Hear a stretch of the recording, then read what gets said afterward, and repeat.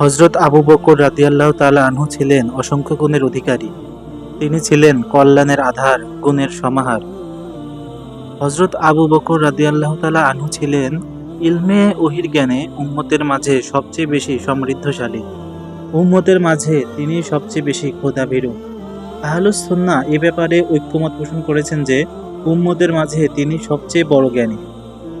তার এত বেশি ইলম অর্জন হওয়ার অন্যতম কারণ হলো তিনি দিনে রাতে, ঘরে সফরে সর্বদা রাসূল সাল্লাল্লাহু আলাইহি ওয়াসাল্লামের সাথে সাথে থাকতেন।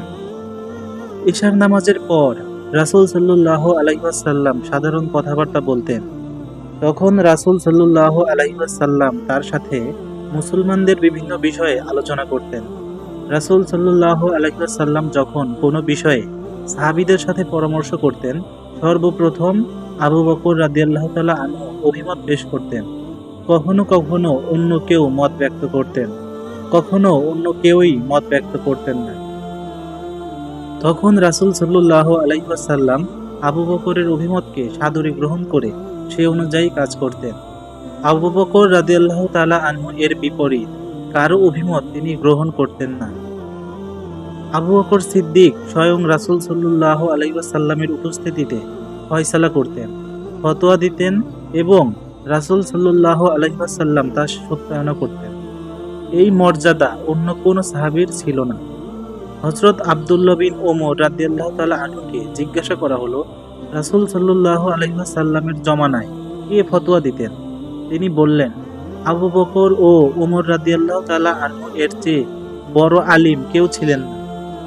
ইবনে কাসির বলেন, সাহাবীদের মাঝে আল্লাহর কালাম সম্বন্ধে আবু বকর রাদিয়াল্লাহু তাআলা আনহু এর ইলম ছিল বেশি, কারণ রাসূল সাল্লাল্লাহু আলাইহি ওয়াসাল্লাম নামাজের জন্য তাকে সাহাবীদের ইমাম বানিয়েছিলেন। তাছাড়া রাসূল সাল্লাল্লাহু আলাইহি ওয়াসাল্লাম বলেছেন, কওমের ইমাম তিনি হবেন যিনি কিতাবুল্লাহর ইলম বেশি জানেন। ঠিক তেমনই ইলমে হাদিসে তিনি সবচেয়ে বড় আলিম ছিলেন, কারণ নবুয়তের শুরু থেকে রাসূলের ইন্তেকাল পর্যন্ত সদা সর্বদা তিনি রাসূল সাল্লাল্লাহু আলাইহি ওয়াসাল্লামের সঙ্গে ছিলেন। সাহাবীগণ অধিকাংশ সময় হাদিস সম্বন্ধে তার শরণাপন্ন হতেন। তিনি রাসূলের হাদিস সংরক্ষণ করে রাখতেন এবং প্রয়োজনের সময় তা উপস্থিত করতেন। তিনি ছিলেন প্রখর মেধাবী ও ধীশক্তি সম্পন্ন ব্যক্তি। তবে তার অল্প সংখ্যক হাদিস বর্ণনার কারণ হলো রাসূলের ইন্তেকালের পর তিনি খুব কম সময় বেঁচে ছিলেন। যদি তিনি দীর্ঘ হায়াত পেতেন তাহলে তার বর্ণনা সবার চেয়ে বেশি হতো।